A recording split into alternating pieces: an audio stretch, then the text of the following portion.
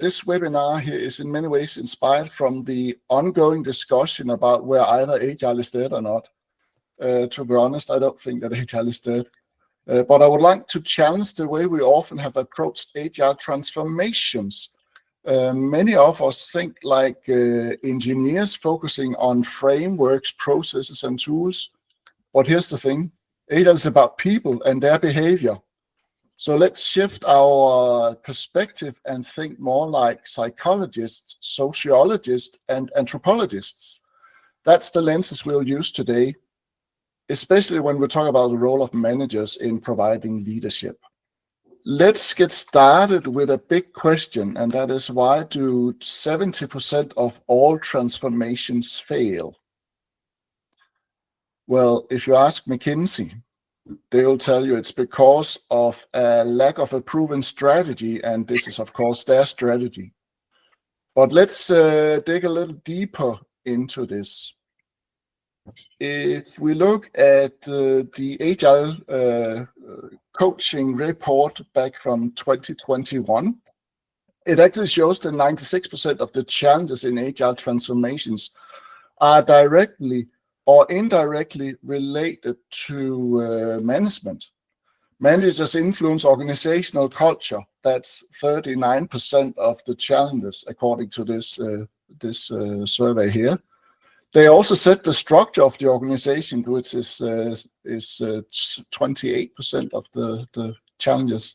They're concerned about personal status. We all are, so 18% comes out of that. And they also decide how much time is allocated for transformation, and this is 11% according to this. So it's pretty clear that managers play a huge role in where either Agile transformations succeed or fail. But why is management so critical? Well, many consultants talk about complexity, and some of them even claim that they have found ways to manage it. I don't buy that. You can't control complexity, but you can learn to navigate in it, and that is what managers need to focus on when providing leadership. So let's take a moment to understand just how complex organizational dynamics are. I'll show you a video that illustrates this with a metaphor. So Ralph Stacey, who worked extensively on complexity in human interaction, he developed a theory called complex responsive processes. It describes the social life of organizations through a metaphor. This is starlings flocking, or murmurations, as it's also called. So when starlings fly together, it's not because of one master bird telling the others what to do. Each bird follows 3 simple rules. Fly with a constant distance from the surrounding birds, as the first rule. Fly as a constant speed relatively to the surrounding birds, as the second one. And then the third is about seeing towards the center of the flock, because this is the safest place to be. So when flying, they are forming patterns, and the patterns they create are a result of individual intentions. They are interacting with each other. And the reason why they form these patterns is due to the presence of a predator, so they want to survive this. So the key point is that when we're looking at these patterns here, we can observe patterns and recognize them, but we can never predict what the next pattern will be. So what does this metaphor tell us about organizational dynamics? Well, organizational dynamics are unpredictable and impossible to control. People will do what makes sense to them based on their personal intentions. Civilization didn't happen because some grand strategy. It happened because it made sense for people to act in ways that led to it. The same goes for organizations. So I mentioned sense making a few times already. So let's dive into that and what it is according to Karl Weick. So sense making is in many ways what our brain does to create order. When unexpected things happen, we try to make it fit into how we see the world. We look for patterns, or we try to find things in our existing understanding of the world. An example I recently learned was from one of my clients who develops field painting robots for sports. They share a location with a vet, and they have their own entrance. They have experienced once that a lady was entering the mechatronic lab, seeing one of their robots on the floor, but continuing into the room and asking for where to register to have her dog vaccinated. For some reason, she made it perfectly fit that the vet had a self-driving robot placed in the waiting room, though she was obviously in the wrong place. Another golden example of sense-making is from Karl Weick. And this is the story of Hungarian soldiers being lost in the Alps during a mission. One of them coincidentally had a map, and they used this to find their way back to the base camp. Later on, it turned out that the map was a map over the Pyrenees, but anyway, they made sense of the information provided by the map, even though it was totally wrong. It helped them navigate in the situation. So they helped them navigate in the Alps, even though that the map was from the Pyrenees. So sense-making is social and influenced by values, norms, and context. It often happens in retrospect. You might not realize what you did until afterwards. For example, I once facilitated a session for some change agents in a large industrial company. I was improvising all the way, but afterwards I was able to clearly explain the strategy behind my facilitation, even though I was simply shooting from the hip. It made sense to me and to everyone else what I did in the retrospect. So, given the complexity of organizational dynamics and the lack of control, managers need to actively help people make sense of what is happening. This is a key part of providing leadership. But how do you align people's intentions with organizational objectives? Let me give you an example. So I'm one of the founders of Better Change, and Better Change is an international collective of change agents. We're not a company, we're a fellowship, so each of us have our own business, but we're all equal members of the collective. There's no manager or no CEO. We pay a small fee to be part of the collective, which owns our brand and our website and also the intellectual property that we create. So here's Julia. She joined us as a fellow last year. She has a full-time job.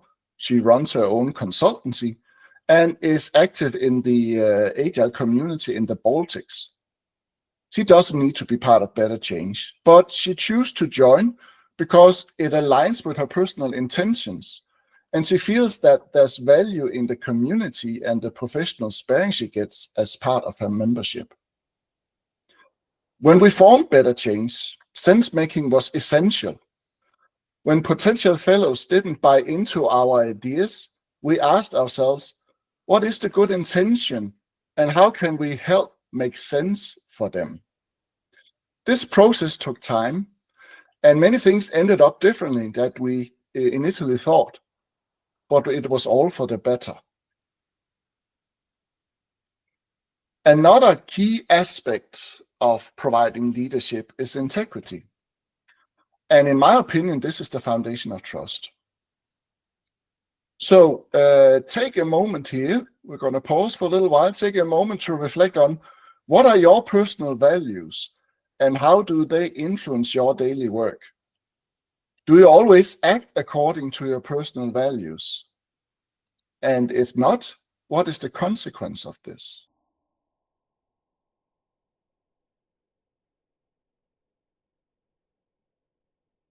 Integrity means acting ethically and in alignment with your values, even when you're doing knee-jerk reactions. So that means no double standards, because people will watch what you do more than what you say, and they'll align that with your actions. They will align with your actions. So let me share an example from my childhood and youth about this. So my very best friend when I was a kid was Henrik. and we did many crazy things together and had a lot of fun together as well. And Henrik's father, he had a construction company and was in many ways a leading person in the small town we lived in. And Henrik, he looked quite a lot up to his father, and he did that with good reasons. So Henrik, he had a habit of swearing a lot, and that was a concern for his father, especially because my father was working for the church, and I was also brought up very strictly religiously.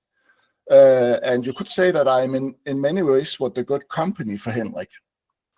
So one day when we were at their holiday cottage near the west coast of Denmark, and we were having lunch, then Henrik shared that what he and I had been doing all morning in the junkyard nearby.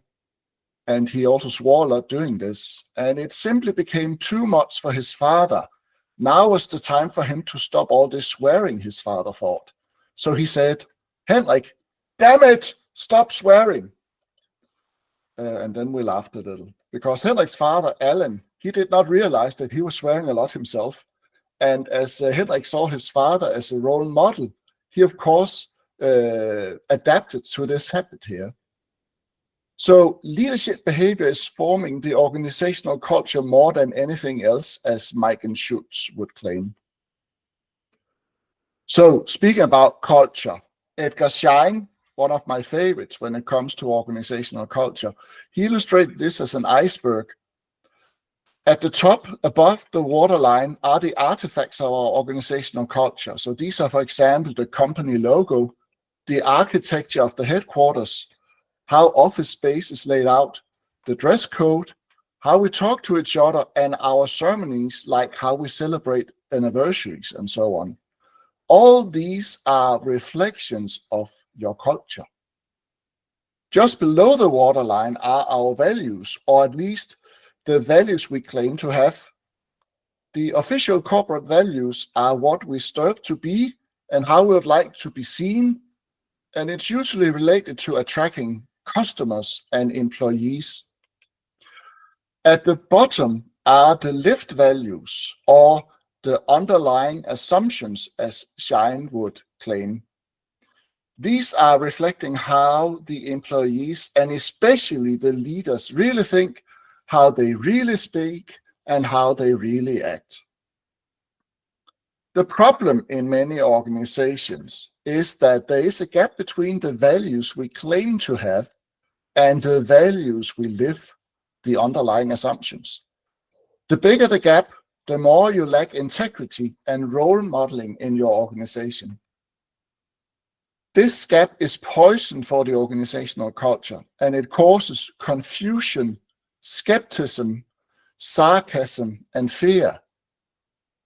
The employees' sense-making will tell them to leave the organization, and they will if they can. Along with integrity comes presence, which is crucial for managers who want to provide leadership.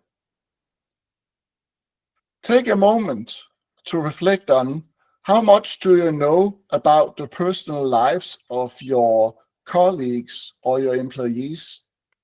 Do you know their spouse's name? Do you know the occupation of the spouse? Do they have children?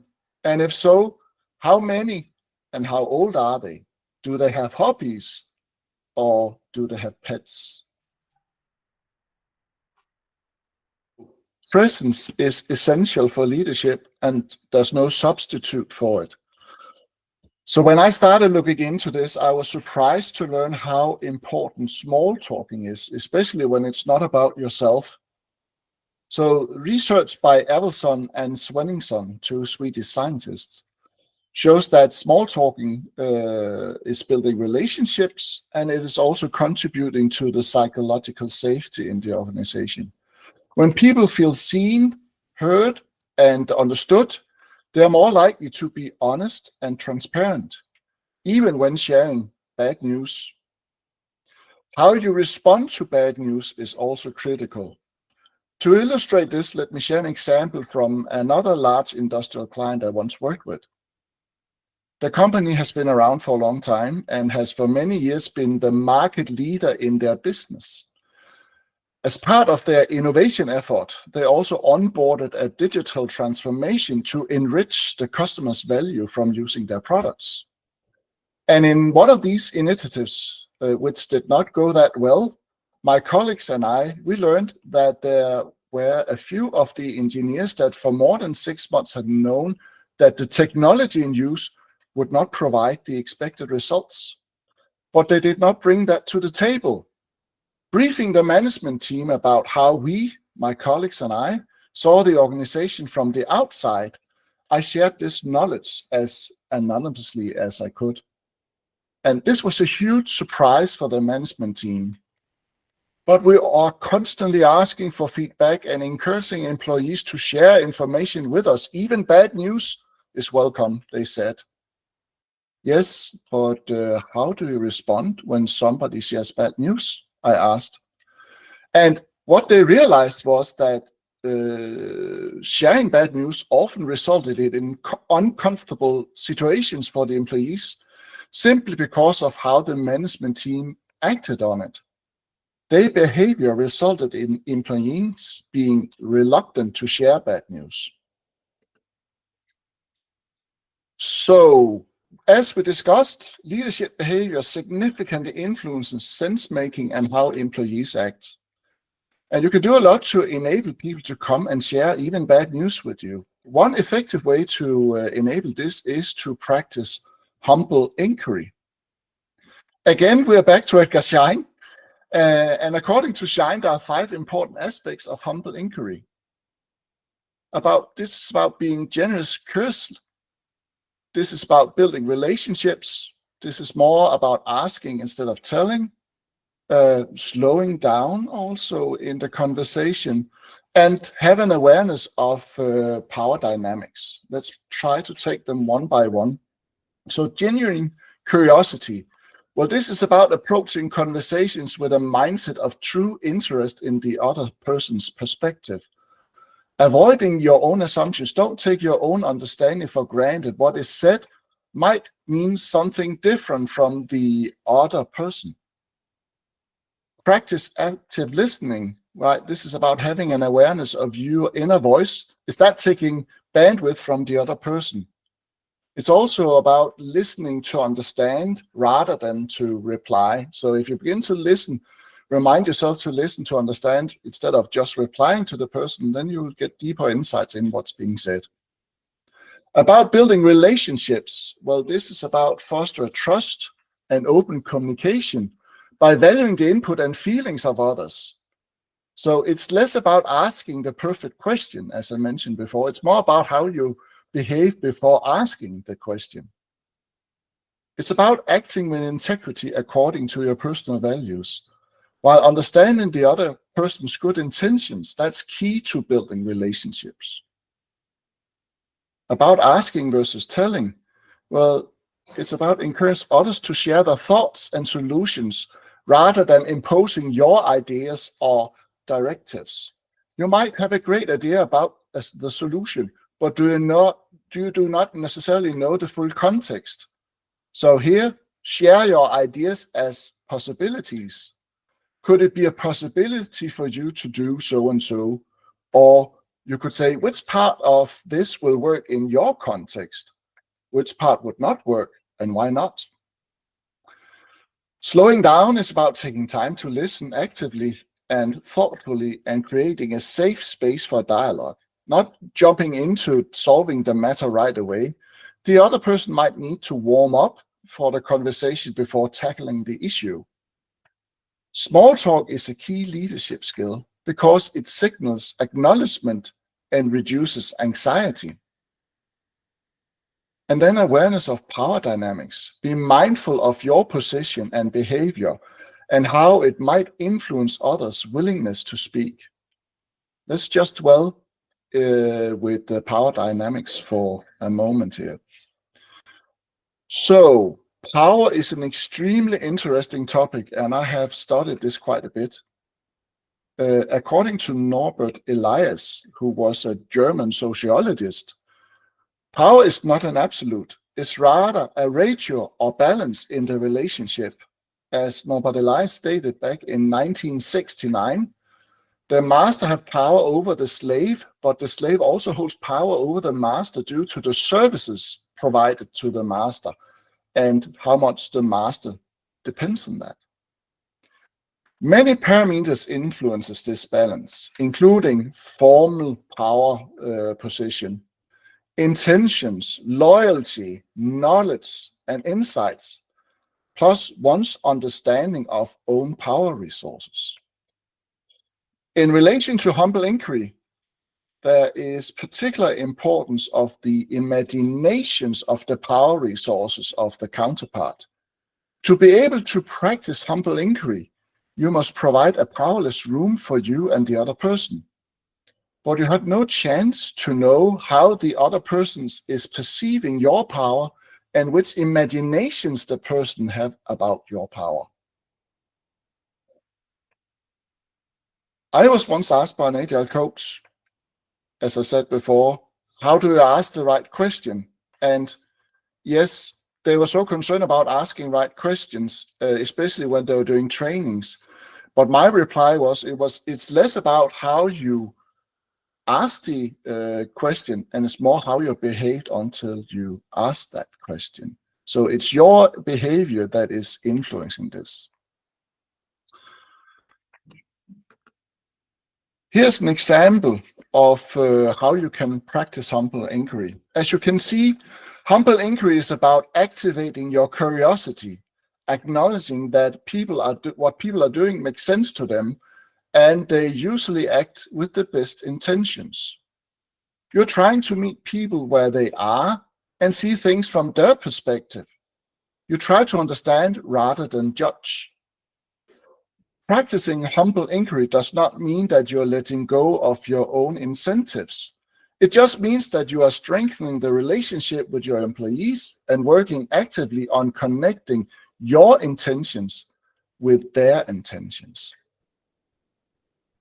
So I will share a cheat sheet for humble inquiry after this session here, so you can use that for practicing it. And then finally, authenticity, as some of you already mentioned. This is vital for managers providing leadership. When leading, we need to be ourselves and don't try to imitate somebody else. There are many leadership models out there, but they are just models. Take inspiration from them, but start with what you're already good at and evolve from there. When I first became a manager almost 25 years ago, I tried to adopt a style that didn't fit me. It made me feel like I wasn't leadership material, and I eventually also burned out. I did not act according to my personal values. Over time, I learned that my natural leadership style was beneficial for both my team and me. So my advice is to find your own style and build on that. So to sum up what we have discussed, managers' ability to provide leadership is essential in today's complex world. Presence and role modeling are key to form an inclusive organization. And practicing humble inquiry can be a way of lowering the power distance. Acting in line with your personal values is crucial for authentic leadership. And remember that control is an illusion. So focus on helping people to make sense of what they do. So I hope you've been inspired from what was shared here today. Applying some of these in your daily work as a leader, what would be your first steps to apply that, apply what we discussed? What would you gain and what does it take?